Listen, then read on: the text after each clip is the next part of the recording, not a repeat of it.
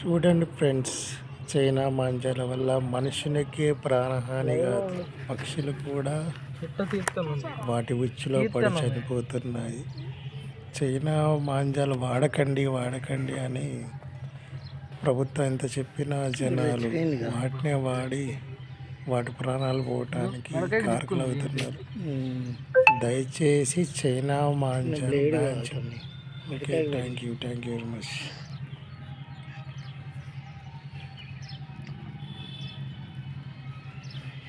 పొడుతుందేమని భయం ఏముంది, ఇక్కడ పడున్నాయా నువ్వు వచ్చినప్పుడు? ఇక్కడ పడున్నాయి. నువ్వు వీడియో ఏం చేస్తా ఉంటే ఎందబ్బా కూర్చొని చేస్తాను.